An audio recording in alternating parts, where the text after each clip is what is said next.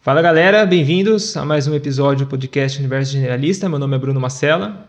Meu nome é Caio Hux Pirandelli e antes de a gente começar, um primeiro lembrete aqui para vocês. Se vocês estiverem no Spotify ou qualquer outra plataforma de podcast, não esquece de seguir a gente, de assinar o canal. No YouTube também, curte, aciona notificações, compartilha com as pessoas próximas, que sempre ajuda muito a gente. Tem um link também do canal de cortes, então se você gostou de alguma entrevista, geralmente você vai achar algum trecho interessante da entrevista ali no canal de cortes, está na descrição do episódio. Então, passando isso, passo para o Bruno agora para apresentar a nossa convidada. Pois é, hoje a gente está com mais uma convidada especial, Maria Laura da Costa Lousada. Bem-vindo, Maria Laura, obrigado por aceitar o nosso convite. Muito obrigada, é um prazer, né? Quero cumprimentar todas as pessoas que estão nos ouvindo. Legal. Então, antes eu vou passar o currículo da Maria Laura. A Maria Laura possui doutorado em Nutrição e Saúde Pública pela Universidade de São Paulo. Atualmente ela é professora doutora do Departamento de Nutrição da Faculdade de Saúde Pública da USP e pesquisadora do Núcleo de Pesquisas Epidemiológicas em Nutrição e Saúde. É também orientadora do PPG de Nutrição e Saúde Pública da USP e editora associada da Revista de Saúde Pública e da Revista Brasileira de Epidemiologia. Tem grande interesse no estudo dos efeitos das transnacionais e do ultraprocessamento dos alimentos nas condições de vida e saúde das populações e defende uma epidemiologia crítica, profunda, comprometida com a responsabilidade social. Então, para a gente começar, Maria Laura, a gente gostaria de saber como que foi a sua trajetória até chegar nessas linhas de pesquisa, em especial com a epidemiologia nutricional, e se você puder já explicar para o nosso público o que seria a epidemiologia nutricional, só para a gente iniciar a nossa conversa. Então tá, a epidemiologia nutricional, ela é uma linha de pesquisa que fica, assim, sob o guarda-chuva do que a gente chama de nutrição em saúde pública, né, que é exatamente esse campo do conhecimento que faz uma intersecção entre os estudos da nutrição, os estudos metabólicos, os estudos sobre como os alimentos agem no nosso corpo e a saúde pública, né, que é a promoção da saúde populacional. E a epidemiologia, ela tem exatamente esse objetivo de estudar as populações, né, os grandes grupos populacionais, para entender como é a alimentação das pessoas e como a alimentação afeta nas condições de vida e saúde, na prevenção de doenças, na promoção da saúde e também no tratamento das doenças, né. Então, como que eu cheguei aí? Essa pergunta é difícil, né? Em 2006, eu ingressei no curso de nutrição na Universidade Federal de Ciências da Saúde de Porto Alegre, que é a cidade onde eu nasci, né? E, obviamente, que nem todas as razões, né, pelas quais eu escolhi esse curso, naquela época, elas estão tão claras assim na minha memória, né? E, com certeza, não são as mesmas que me impulsionam hoje a estudar a nutrição. Uhum. Mas ainda assim eu tenho algumas recordações bem concretas de que eu sempre me vi assim num trabalho pela saúde das pessoas, mas já num trabalho um pouco dissociado desse cuidado mais hegemônico, mais tradicional, que é centrado na indústria farmacêutica, nos remédios e simplesmente numa figura do médico, né? Então, num cuidado em saúde um pouco mais ampliado. Mas o curso de graduação, obviamente, que expandiu muito, muito, muito a minha visão sobre o que é nutrição, né? Eu tinha, obviamente, aquela visão de todo mundo, né? Da mídia, dos nutrientes. Uhum. E no curso, eu entendi o que é o SUS, né? O que é o cuidado nutricional no SUS, o que é um conceito de saúde que vai além só da gente olhar para as doenças, um conceito muito ampliado de saúde que envolve o bem-estar das pessoas. E descobri também essa intersecção que me interessou muito entre a nutrição e a saúde pública. E desde ali do começo da graduação eu já tinha bastante interesse pela pesquisa, né? Então, em 2010 eu ingressei no mestrado nessa mesma universidade, já na área de pesquisa da epidemiologia nutricional. O meu projeto de mestrado foi uma avaliação do Guia Alimentar para as Crianças Brasileiras menores de 2 anos. A gente avaliou qual era o impacto das recomendações desse guia na saúde das crianças pequenas. Em 2011, eu defendi o meu mestrado e foi quando começou o meu grande interesse pelos trabalhos que estavam recém começando naquela época, que estudavam o efeito do processamento de alimentos na saúde, né? E esses trabalhos, eles eram encabeçados pelo NUPENS, que é o Núcleo de Pesquisas Epidemiológicas em Nutrição e Saúde da USP, que é coordenado pelo professor Carlos Monteiro. Foi que eu entrei em contato com ele, né, sondando a ideia de eu fazer um doutorado aqui em São Paulo, e me mudei para São Paulo, assim, de mala e cuia, e comecei a minha carreira de pesquisadora. Legal. E dentro da sua experiência, assim, você acha que as pessoas, em geral, elas ainda têm dificuldade em relacionar a alimentação à saúde? Talvez a saúde esteja mais ligada à atividade física apenas e a alimentação passa batido. Qual que é a sua percepção disso hoje? Olha, eu acho que não, né? Eu acho que hoje a gente tem na mídia muito divulgado, né? Tanto na televisão, em programas de canais abertos ou fechados, nas redes sociais, na internet, a gente tem muita informação sobre a relação entre alimentação e saúde. Então, acho que, de forma geral, as pessoas têm essa noção, né? Mas acho que o grande problema não está aí, né? Não está em não reconhecer que a alimentação influencia na saúde, mas ela está mesmo numa confusão sobre o que é, de fato, uma alimentação saudável. Né? Todo mundo fala em alimentação saudável, mas a gente até demora para se dar conta que é um conceito muito complexo. Né? Poucas pessoas sabem explicar, ou então explicar só em uma frase o que é uma alimentação saudável. E essa confusão, ela é causada em parte por uma visão bem reducionista do que é alimentação, né? Como se a alimentação fosse simplesmente nutrientes, uma fórmula de nutrientes, como se não tivesse mais nada na alimentação que importasse para a nossa saúde. E também, em parte, porque a maioria dessas informações que eu falei que a gente recebe na mídia, elas não são, de fato, informações educativas, né? Elas são merchandising, marketing, e têm o objetivo de vender e não de nos trazer informações que nos tornem mais para ter uma alimentação saudável. E Maria Laura, assim, pelo menos o que eu lembro da época de faculdade não, né, mas de graduação, de formação de escolar mesmo, que a gente recebia aquela classificação dos alimentos, né, que era naquela pirâmide tradicional com os carboidratos na base e na ponta os óleos e gorduras. Como que está esse entendimento da classificação dos alimentos? Ela se mantém ou ela mudou bastante de acordo com as principais evidências? Olha, apesar de a gente ver a pirâmide alimentar ainda em diversos espaços, né, eu acho que hoje eu posso afirmar que ela está aposentada, né? Isso pode ser um pouco surpreendente para muitas pessoas, mas é a realidade.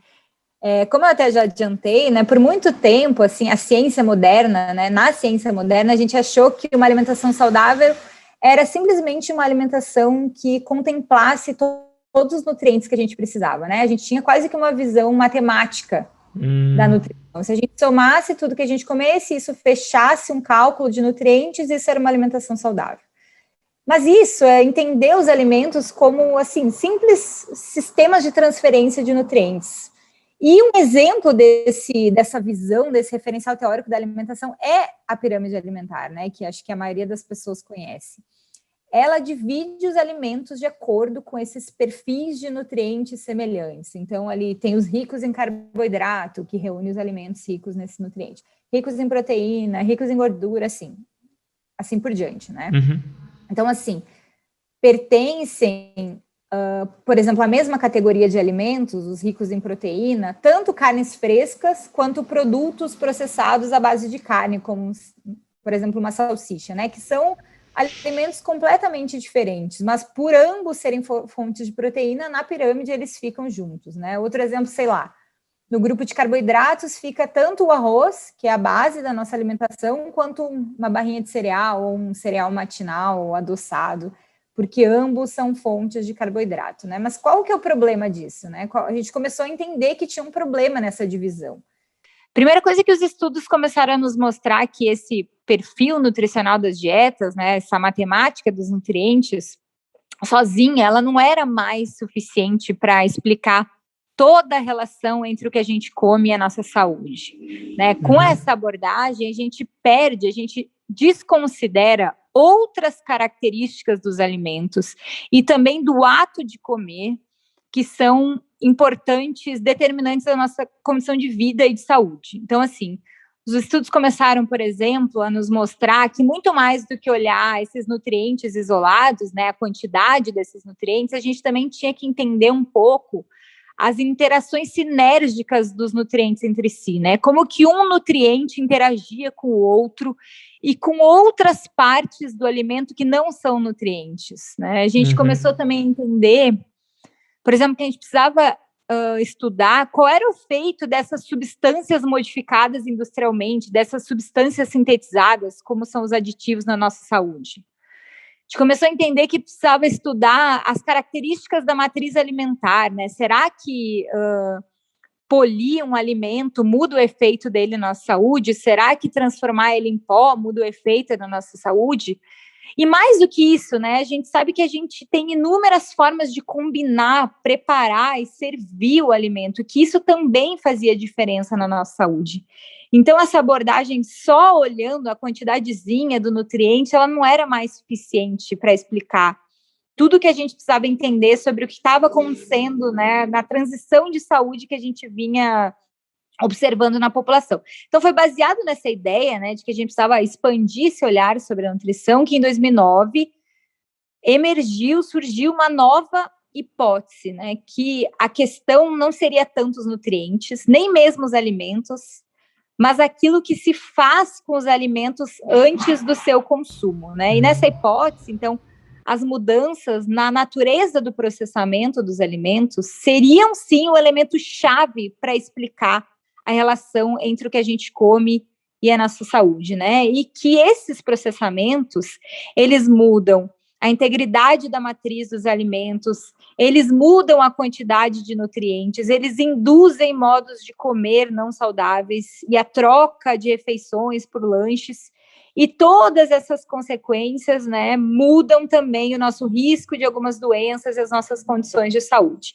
E aí sim que a gente começou a aposentar essa pirâmide com o surgimento de uma nova classificação de alimentos, um novo jeito de agrupar os alimentos, que hoje a gente conhece como classificação nova, que não divide mais os alimentos de acordo com esses perfis de nutrientes semelhantes, mas sim segundo as características do processamento industrial de alimentos, né? A nova, ela tem 4 principais grupos de alimentos.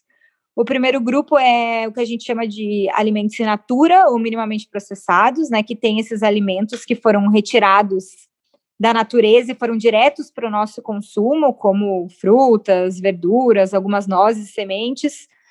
Mas nesse grupo também, né, e a maioria desse grupo, estão os alimentos que sofreram algumas modificações mínimas, como moagem, refinamento, porcionamento, embalagem, mas que são alimentos que não receberam novas substâncias na sua composição, né? Esse grupo, ele é a base, né? Ele é a maioria da nossa alimentação. Arroz, feijão, verduras, legumes, frutas, enfim, carnes, ovos, todos esses alimentos estão nesse primeiro grupo da nova. O segundo grupo é de ingredientes culinários processados, que são feitos desses alimentos que a gente raramente come isoladamente, mas que a gente usa para temperar os alimentos do grupo 1, que são os óleos, as gorduras e o açúcar.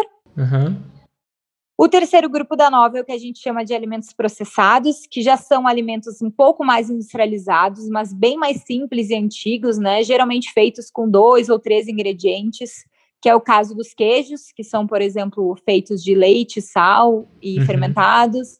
O caso dos pães frescos, que são feitos com farinha, água e sal. E, por exemplo, conservas e compotas, né? Que são feitas de uma fruta e um sal. E esses 3 primeiros grupos, eles, na verdade, são a base da nossa alimentação há muitos e muitos séculos, né? Eles são o que são o grupo que fez a gente estar onde a gente está hoje.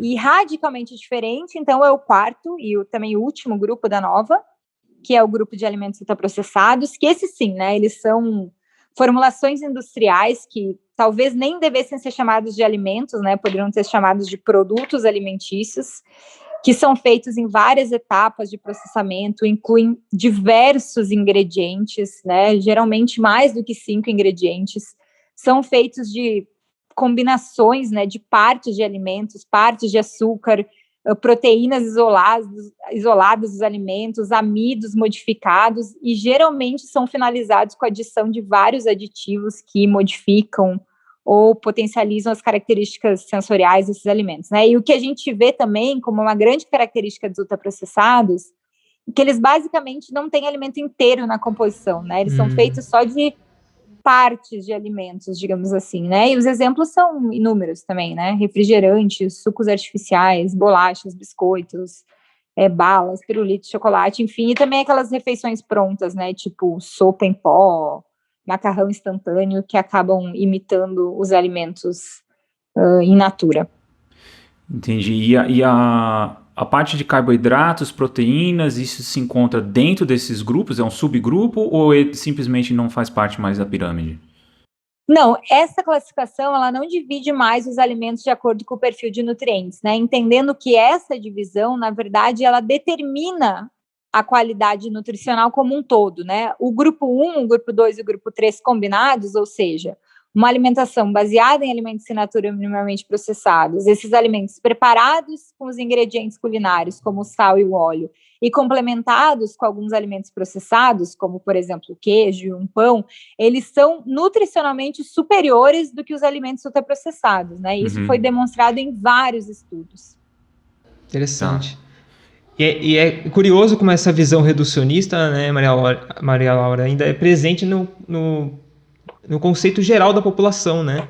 Porque não se leva realmente em consideração essa questão da preparação, que tem até um efeito fisiológico, né? De você sentir o cheiro do alimento, você ter toda essa percepção de contato com o alimento antes de ingerir.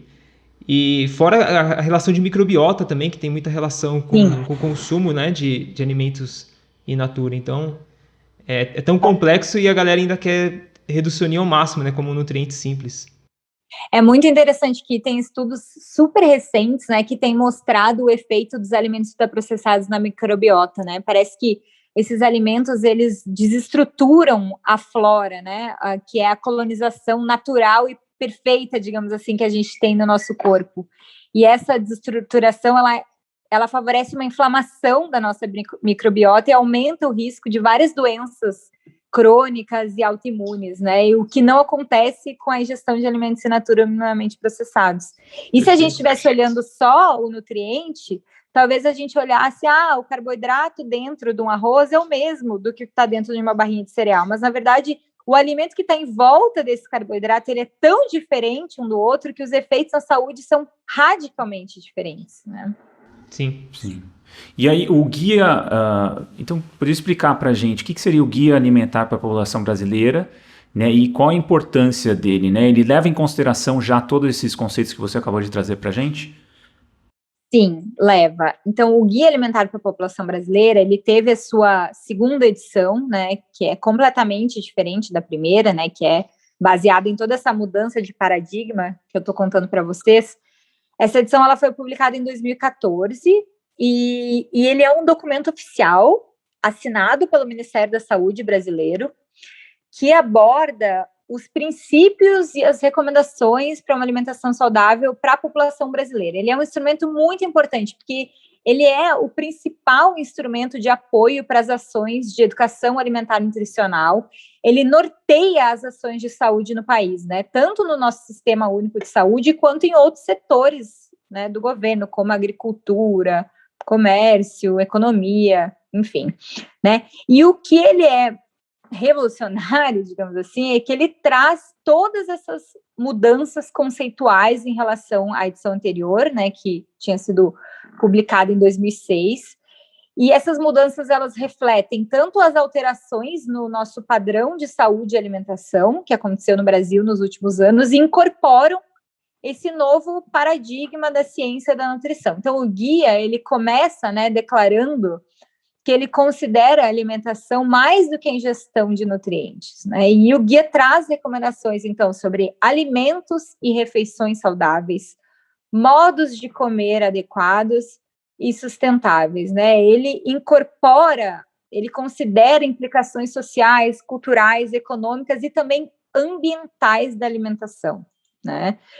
E as recomendações gerais, elas se fundamentam exatamente nessa classificação, que é a classificação nova, e exatamente nesses 4 grupos de alimentos que são definidos a partir das características do processamento industrial e não mais do perfil nutricional. né?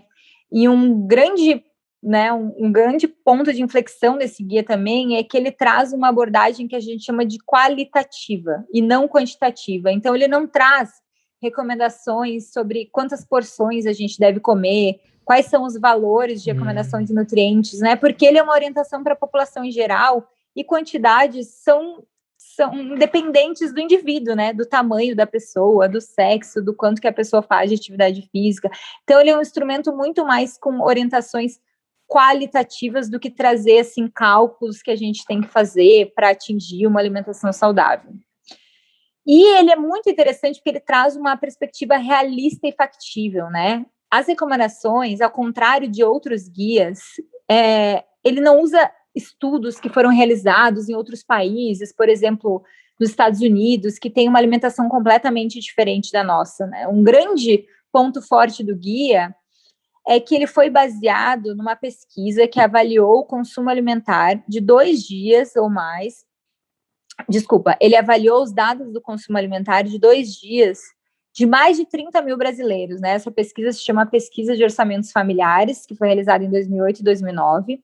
E essa pesquisa nos mostrou que boa parte da população brasileira já tem uma alimentação saudável, né? Uma alimentação que corrobora o que o guia preconiza. E essa parcela da população ela foi usada como exemplo para aproximar todos os outros brasileiros do que é recomendado. E junto com isso, né, usando exemplos reais de brasileiros, o guia traz uma grande valorização da nossa experiência cultural, enaltecendo variações, né, que demarcam as diferenças que a gente tem nas regiões do país e que ainda assim fazem parte de uma alimentação saudável. E no último capítulo, né, no final, o guia reconhece também, que também é uma inovação do guia, que nem todas as recomendações que ele traz são fáceis de serem seguidas, né? E que existem inúmeras barreiras pessoais e ambientais que a gente tem que levar em conta na hora de fazer e de seguir essas recomendações, né? Então, ele discute esses obstáculos e traz algumas ideias, algumas dicas de como superar esses obstáculos, sem deixar de reconhecer que algumas dessas barreiras, elas são tão grandes que elas precisam da ajuda de políticas públicas, né? Que não é possível superar todas as barreiras só a gente tendo conhecimento dessas recomendações do guia. Então, acho que tudo isso junto faz com que ele seja um guia super inovador, super revolucionário, né? Que foi mundialmente reconhecido, né? Pelo valor, pela inovação que ele trouxe para essa área da epidemiologia nutricional, e mais do que isso, né, para a área da nutrição e saúde pública. Nossa, muito legal. Muito legal. E, Maria Laura, como que está essa relação entre o consumo de alimentos ultraprocessados e obesidade? Existe essa relação direta e existem outras doenças que estão correlacionadas com o consumo aumentado de ultraprocessados? Sim, hoje, né, 10 anos depois da publicação da proposta de classificação que trouxe à tona esse termo, né, alimentos ultraprocessados, a gente já tem muitos estudos mostrando a associação entre o consumo de alimentos ultraprocessados, a obesidade e várias outras doenças crônicas, como a diabetes, a hipertensão, as doenças cardiovasculares e até algumas evidências de outras doenças, como doenças intestinais, né, síndrome do colo irritável. Esses estudos foram realizados em vários países com uma metodologia rigorosa, com muita qualidade. Hoje em dia já tem até o que a gente chama de meta-análises, né, que são os estudos mais poderosos da epidemiologia, que são estudos que compilam tudo que foi publicado na literatura e que trazem de forma muito consistente a associação dos alimentos ultraprocessados com a obesidade. Muito legal. E é curioso, né, Maria Laura, porque pensando até de um raciocínio científico, né, se você para olhar a espécie humana, talvez a hipótese nula seja a alimentação saudável. Quem teria que provar, talvez, que comer alimentos ultraprocessados faria mal, seriam eles mesmos, né? Não a gente tem que ficar provando que a alimentação saudável traz mais benefícios, né? É muito lógico isso quando você olha para características mais biológicas da espécie. A gente tem até a evidência que é a evidência da evolução, né? Exato. As sociedades humanas, elas evoluíram comendo alimentos in natura ou minimamente processado e só refinando um pouco esses alimentos, né, tornando eles mais diversificados, mais saborosos, facilitando as formas de preparo, né, e a humanidade né, evoluiu com base nesses alimentos. E por isso também que o guia, quando a gente começou a construir o guia, né, embora o guia seja do Ministério da Saúde, o NUPENS, o grupo de pesquisa do qual eu faço parte, a gente foi assessor do Ministério da Saúde, né? Então a gente começou dizendo assim, bom, um dos princípios do guia é que a gente vai levar em conta os mais diferentes tipos de saberes, né? A gente não vai levar em conta só o que a gente chama de ensaios clínicos randomizados, né? Que são esses ensaios de ponta, super controlados que tem na ciência. A gente vai levar em conta, obviamente, esses estudos, mas a gente tem estudos populacionais, tem evidências da evolução, a gente tem os saberes populares e tudo isso também é conhecimento para construir recomendações alimentares. Legal. E, Mariela, como é que fica essa questão da indústria alimentícia na construção dos guias alimentares? Assim, você sente que tem uma pressão desses setores na formulação de políticas públicas, ou não é tão grande assim, é mais uma vontade política mesmo de quem está na política de trazer isso à frente para a população? Como é que você vê isso? Não, acho que com certeza, né? Com certeza, a gente sabe hoje, sem nenhuma sombra de dúvida, que a indústria de alimentos influencia de diversas formas na formulação de recomendações alimentares, dos guias alimentares e também das políticas públicas, né? E eu digo diversas formas porque pode ser por meio, por exemplo, de propagandas que influenciam a sociedade, né, que influenciam a opinião pública, quando nos vendem a ideia de que para ser feliz a gente tem que tomar refrigerante. Né? Essas indústrias também fazem muito lobby direto com os governantes para influenciar na aprovação de leis. E até mesmo eles patrocinam diretamente, influenciando o resultado de estudos científicos, que talvez seja uma das coisas mais graves até, né? É isso que eu ia perguntar, será que isso aí está dentro da pesquisa também? Com certeza absoluta, assim, tem dossiês de denúncia da influência da Coca-Cola em milhares de pesquisas que tentaram mostrar que o açúcar e os refrigerantes não estavam associados com a obesidade, né? Recentemente foi lançado um livro, que acho que é uma super recomendação, que é da Marion Nestle, que é uma professora da Universidade de Nova York, ela também tem um blog sensacional que se chama Food Politics. Esse livro se chama A Verdade Indigesta, e ele foi lançado recentemente em português pela editora Elefante, e traz exatamente esse debate, né? Ela faz uma denúncia, né? Ela mostra como a indústria, ao longo de muitos e muitos anos, vem manipulando o que a gente come. E um dos capítulos, que é o que eu mais gostei, é a denúncia dela sobre a atuação da Coca-Cola nos Estados Unidos e todas as frentes que eles conseguiram fechar para conseguir esconder as evidências da associação entre refrigerante e obesidade. Então, assim, é uma luta realmente com... existe uma assimetria de poderes, né, entre os pesquisadores, o financiamento público, que é cada vez mais escasso, né, e o poder econômico e político que essas empresas têm. Sim, ficou famoso esse caso, né? Eu acho que é um caso do açúcar mesmo, né? Da indústria relacionada ao açúcar, que fez essa associação, anulou, né, essa associação que existia entre o consumo de açúcar e não só obesidade, mas várias questões de saúde. Diabetes. E diabetes e tudo mais, e acabou jogando para gordura. A gordura, né? Exatamente. Como uma fonte central de problema, né? Então você tem... Isso ficou bem famoso na época. Vou ver se eu acho alguns materiais para deixar na descrição do episódio também. E, Maria Laura, caminhando para a próxima pergunta, alimentos de boa qualidade, assim, você acha que eles conseguem competir com os ultraprocessados por conta própria, por informação, por qualidade de divulgação, ou sempre vai ter que precisar de um apoio governamental para conseguir competir com a demanda de propaganda ou com a necessidade que a população tem de pertencimento até por esses alimentos? Olha, eu te diria que na sociedade atual é cada vez mais difícil, né?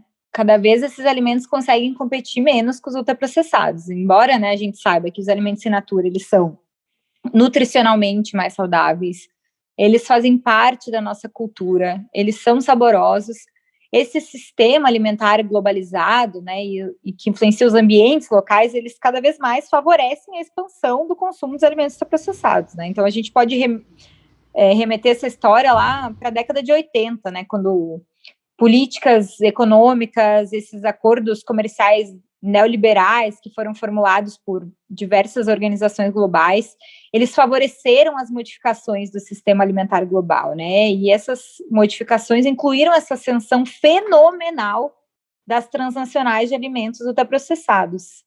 Essas políticas, esses acordos, eles acabaram desregulamentando completamente a indústria, promoveram o fluxo de capital, abriram os países menores ao investimento estrangeiro, permitiram até mesmo que essas transnacionais assumissem as empresas nacionais e, com o poder político, restringiram os governos nacionais de introduzir políticas para limitar a sua atuação, né? E essa modificação desses sistemas alimentares mais globais, obviamente, se refletiu também nas conformações dos ambientes físicos e financeiros locais, né? Um sistema global que mudou os ambientes dos países. Sim. E óbvio que a gente sabe que, embora as pessoas obviamente tenham uma responsabilidade pelas suas escolhas alimentares, né? Isso é óbvio, né? Mas é cada vez maior o consenso de que esses ambientes obesogênicos, que a gente chama, né? Esses ambientes que favorecem uma alimentação não saudável, eles têm um papel central na epidemia de doenças crônicas que a gente tem visto, né? Por exemplo, os alimentos ultraprocessados feitos com ingredientes baratos, eles puderam ter seus preços paulatinamente mais baixos ao longo do tempo, né? Junto com isso, esse marketing agressivo e super efetivo permitiu que eles fossem difundidos em diversos locais de compras. Hoje a gente vê ultraprocessado no metrô, na farmácia, na banca de revista, e muitas vezes eles são os únicos alimentos disponíveis para compra em várias regiões de pouco acesso, né? E, por outro lado, a gente viu os supermercados, essas cadeias varejistas, progressivamente tomando lugar dos locais mais tradicionais de compras, como as feiras e os sacolões, e oferecendo uma variedade infinita de alimentos ultraprocessados. Então, assim, vendo esse cenário, né, essa sociedade de hoje, é impossível a gente não reconhecer que as ações de natureza política, elas são absolutamente urgentes, né, e elas precisam mexer, elas precisam reduzir esses vetores do lado da oferta e dessa natureza obesogênica dos ambientes que a gente vive. E hoje a gente tem estudos, né, mostrando que existem estratégias para isso. Muitos estudos são baseados nessas estratégias de sucesso que foram usadas, por exemplo, para reduzir o consumo de tabaco, né, que a gente conseguiu reduzir bastante nos últimos anos no Brasil, né? O Brasil é um país que tem uma política de sucesso no tabaco e que a gente poderia importar um pouco dessas políticas também para os alimentos ultraprocessados. Isso inclui, por exemplo, medidas fiscais que sobretaxem os alimentos não saudáveis, fazer a restrição da publicidade desses alimentos, regulamentar os ambientes públicos e institucionais, né? Por exemplo, proibir a venda desses alimentos em escolas, em repartições públicas. Junto com isso, fazer intervenções educativas em massa, né? As campanhas educativas, e rotular adequadamente esses alimentos, né? Dar alertas para as pessoas já no rótulo de que esses alimentos talvez não sejam uma boa escolha. Apesar de a gente ter muitas evidências mostrando a efetividade dessas ações, elas esbarram exatamente no poder da indústria, né? Na falta de poder político, no neoliberalismo, mas a gente não pode dizer que a gente já não tem evidências de que ações a gente podia fazer para dar uma freada no consumo desses alimentos. E você acha que seria um avanço fazer, por exemplo, uma classificação dos alimentos na embalagem dos alimentos quanto a se é ultraprocessado, se é só processado? Você acha que isso seria já um avanço? Facilitaria algum processo ou... Recentemente no Brasil, né, aconteceu uma super discussão com a Anvisa, junto com a sociedade civil, sobre a mudança da rotulagem de alimentos, né? Então, a gente tem evidências que essa rotulagem de hoje, que tem aquela lista de nutrientes atrás, primeiro que é minúscula, segundo que ninguém entende, ela não serve para nada para nos ajudar em nenhuma escolha, né? Vários países, mas o primeiro deles foi o Chile, eles adotaram o que a gente chama de rotulagem frontal com alertas. né? Vocês podem procurar na internet, é muito legal ver os alimentos ultraprocessados no Chile. Eles têm um triângulo preto com um alerta sobre os nutrientes em excesso, como gordura, açúcar e sal que tem nesses alimentos, né? Junto com isso, os alimentos que recebem essa tarja não podem ser publicizados. Então, eles fizeram uma combinação de duas estratégias, né? Uma rotulagem com alertas na frente do alimento, não tem como ninguém enxergar isso. Junto com isso, eles vincularam a proibição da publicidade, né? A sociedade civil, muito encabeçada pelo IDEC, né, que é o Instituto de Defesa do Consumidor, fez uma campanha que se chamava Rotulagem Adequada Já, né, tentando aprovar um modelo muito semelhante ao do Chile aqui na Anvisa, né, depois de muitos entraves, anos de discussão, né, não passou exatamente o modelo que o IDEC defendia, né, que era um modelo testado e mostrado em estudos, mas a rotulagem no Brasil vai mudar sim, né, vai ter algumas modificações para tentar deixar um pouquinho mais fácil a identificação dos alimentos que fazem mal para a saúde ou dos alimentos ultraprocessados.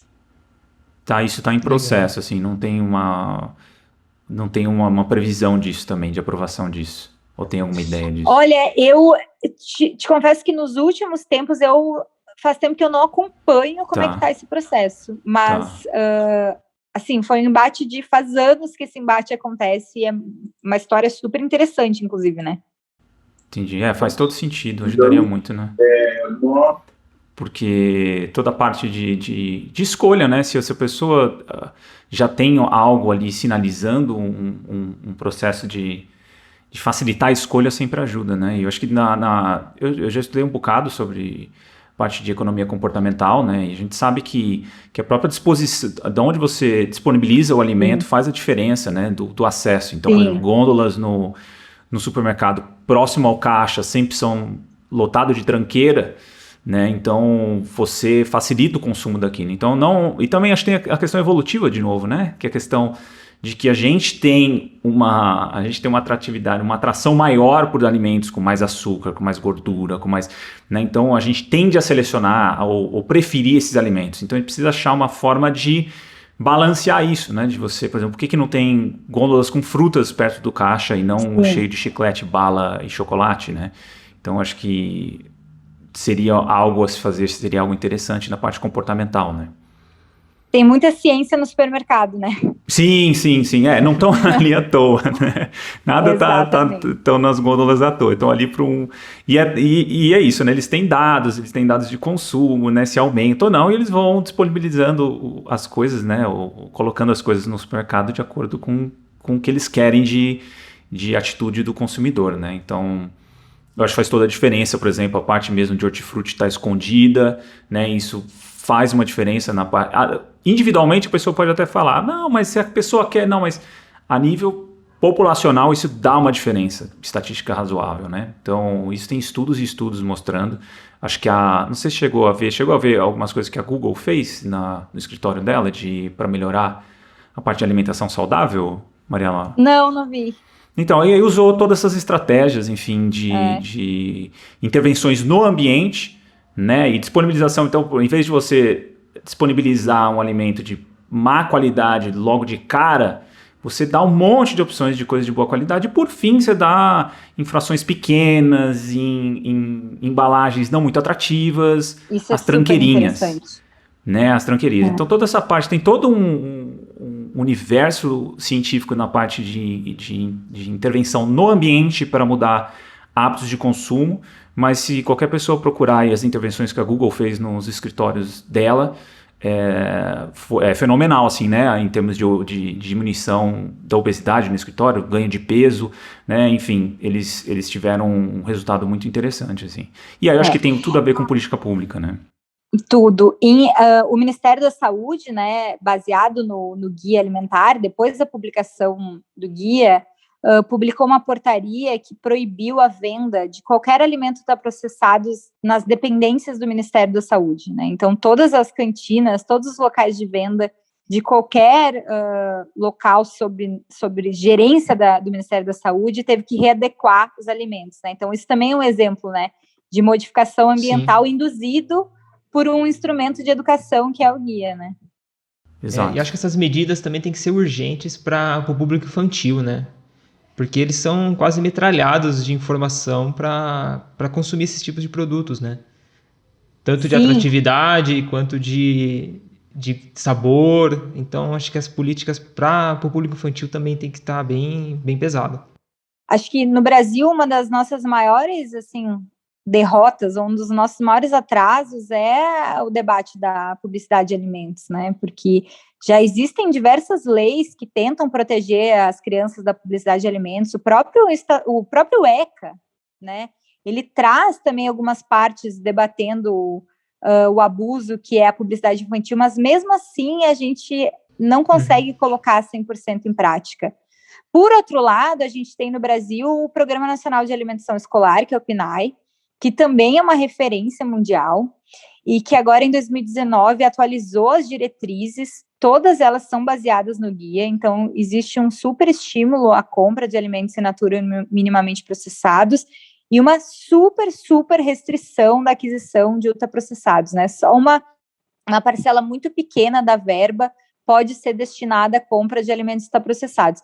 E hoje a gente já tem estudos também mostrando que quanto mais as crianças comem a alimentação escolar, né, do programa nacional, das escolas públicas, maior é a qualidade da alimentação dessas crianças também, né, corroborando essa ideia da modificação ambiental como uma grande intervenção para a alimentação saudável.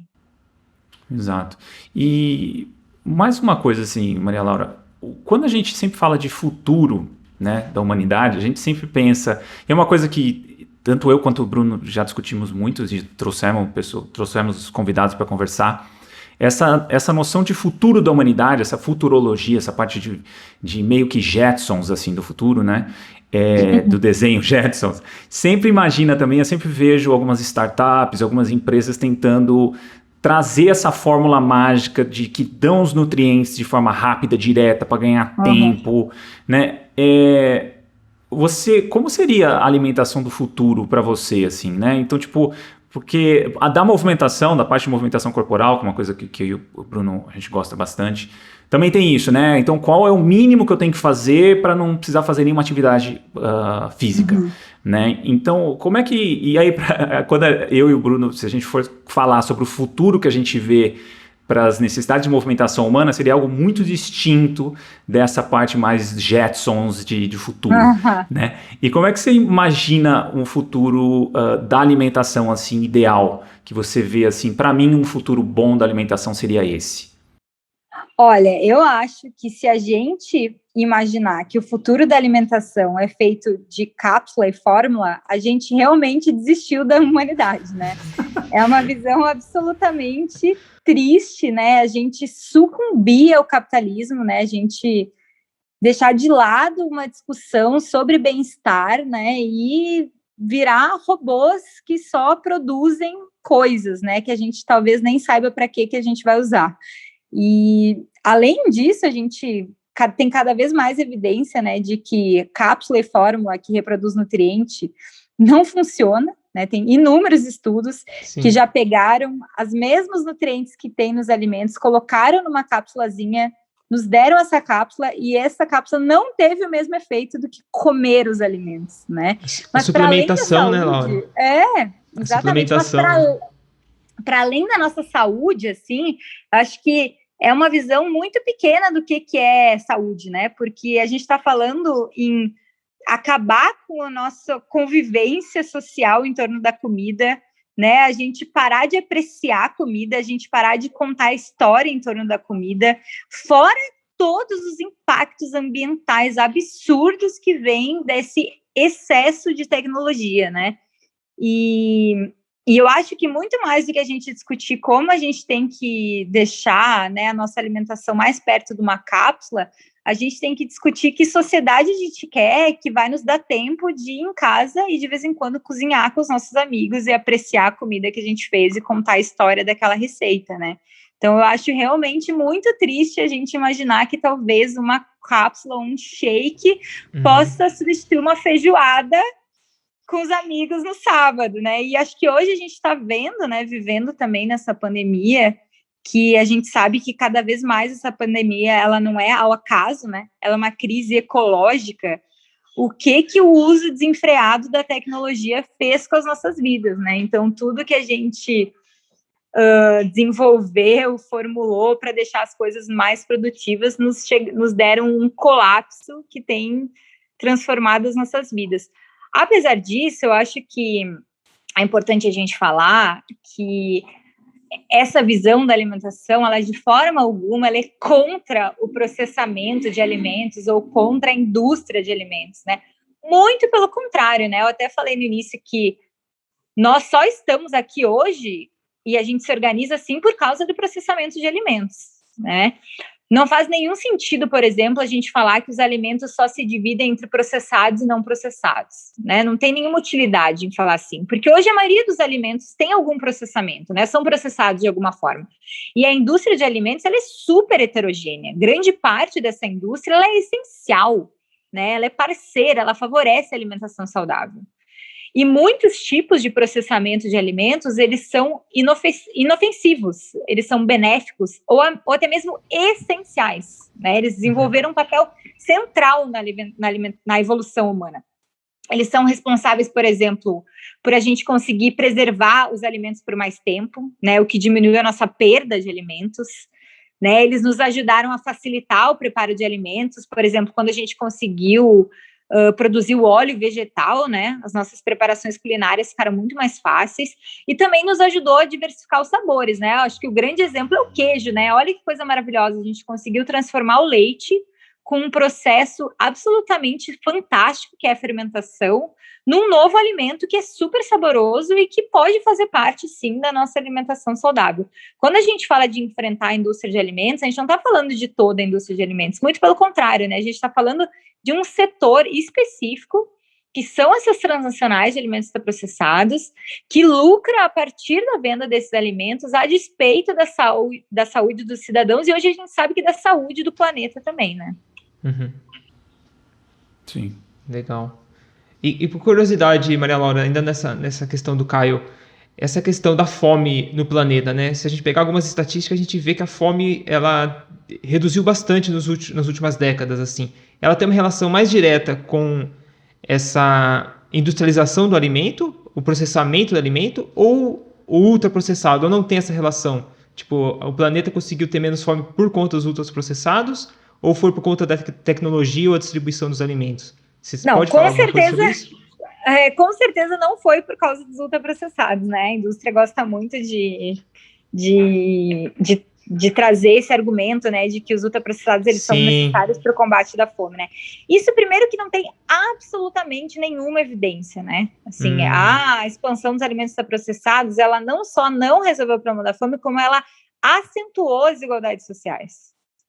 Né? Então, assim, os ultraprocessados, eles causam doença e não nutrem as pessoas que precisam, né? Óbvio que essa evolução tecnológica da indústria de alimentos, o nosso domínio das técnicas culinárias e de vários processos facilitaram muito a nossa vida, né? Mas o ultraprocessamento de alimento, ele é completamente diferente, ele não tem objetivo de facilitar a nossa vida, ele tem o objetivo de criar um novo produto, né? Esse novo produto, ele tem um apelo palatável, ele tem um apelo de venda, ele traz uma ideia junto, né? E que não tem o objetivo de nos alimentar, né? Acho que tem muita evidência de que até hoje as políticas que mais foram bem-sucedidas no combate à fome são as políticas que dão alimentos in natura minimamente processados para as pessoas, né? Para que elas possam cozinhar e comer a comida com sabor, né?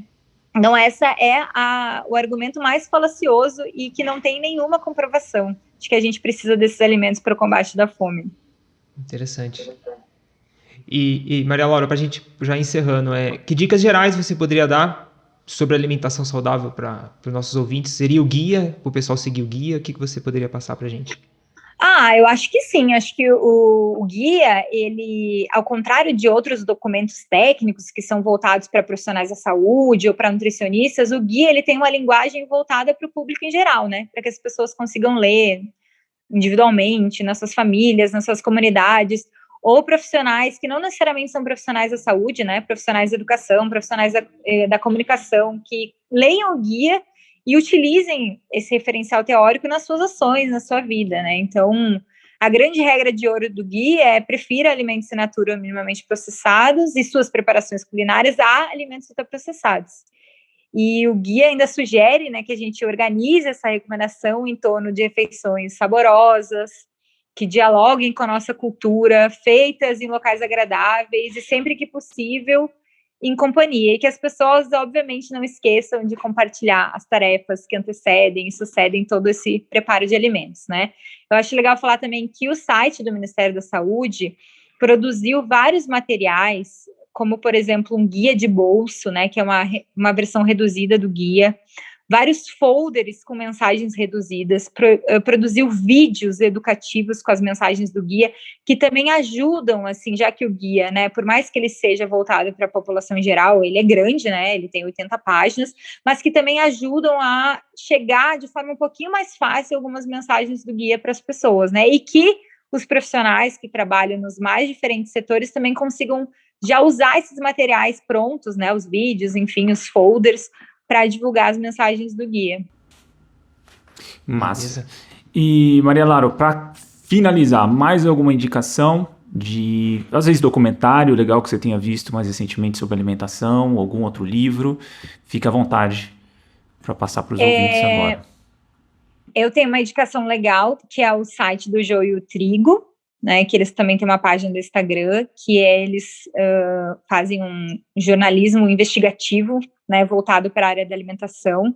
Eles são super, super competentes, né, eles trazem várias reportagens sobre a atuação da indústria de alimentos e debatem também a alimentação nessa perspectiva ampliada. Eu acho que é muito legal. E para quem gosta mais ainda do tema, assim, tem um livro, que acho que foi um dos livros que mudou minha vida, assim, né, e minha visão de pesquisadora da área, que se chama Dilema do Onívoro, que também tem em português, que é de um jornalista chamado Michael Pollan, né, que ele faz exatamente esse debate sobre tecnologia, né, versus o nosso comportamento, entre aspas, natural dos humanos, né, e como a tecnologia pode ser benéfica ou não para a nossa saúde. É um livro muito legal, muito bem escrito. Legal. Bacana. Obrigadão, Maria Laura, por aceitar nosso convite, bater um papo com a gente aqui breve sobre nutrição. Foi um prazer ter você aqui com a gente. Eu quero fazer um convite. Posso fazer um convite? Fale. Lembrei agora. Fica à vontade.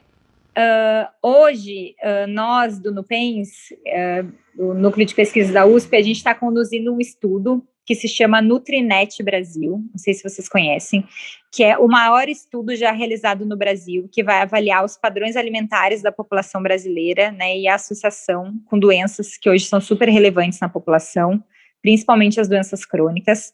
Ele é um estudo realizado 100% online, então não tem nenhum contato pessoal com os pesquisadores, né? Os interessados, que são todos voluntários, com 18 anos ou mais, de qualquer região do país, entram no site do Nutrinet, se cadastram e começam a responder questionários que são super simples, rápidos, pequenos, de forma periódica. E dessa forma podem contribuir muito, muito, muito para o avanço da ciência no Brasil, né? Para a gente continuar estudando essas recomendações. Então é só colocar no Google ali Nutrinet Brasil, que é a primeira página que aparece. Então eu deixo um convite para todo mundo que está ouvindo e para vocês dois também se cadastrarem e participarem do Nutrinet. Massa, vamos deixar tudo na descrição do episódio aí, os links todos, tá, pessoal? Quem está ouvindo, tá tudo na descrição do episódio. E brigadão mais uma vez, Maria Laura, e até a próxima, galera. Foi um prazer. Tchau, tchau. Tchau, galera. Valeu. Tchau, tchau.